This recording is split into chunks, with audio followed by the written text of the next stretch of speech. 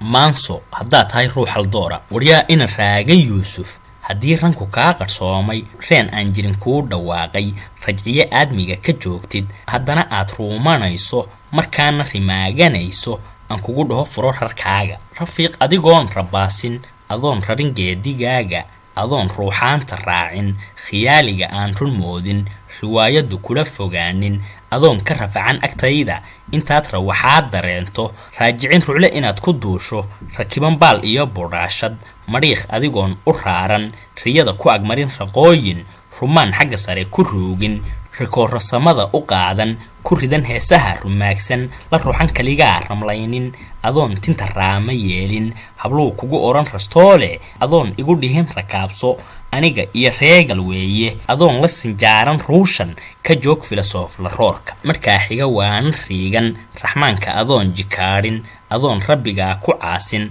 rasuulka adoon ka bayrin rukuucda adoon hilmaamin adoon beenta u riyaaqin haddaad tahay ruux haldoora haddaad tahay raadsha fiican dadkan dhaqanka u rabaysan beelnimo u ah raaliyiinta risaalada dhan uga bayray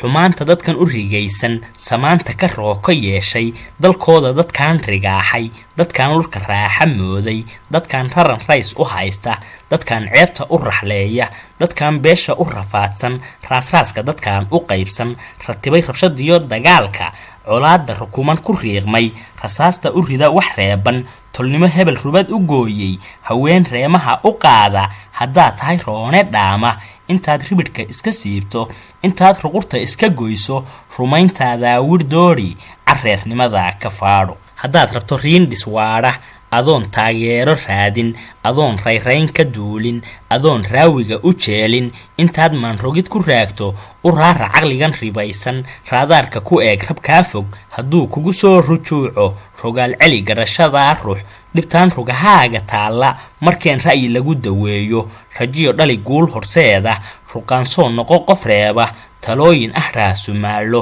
raadayn wacan yeelo raage haddii kale soo rabaaxo rablee sida roobka joogso kaskaaga rabeeban muuji dharaarba waxaad rabooto u sheeg inta maanka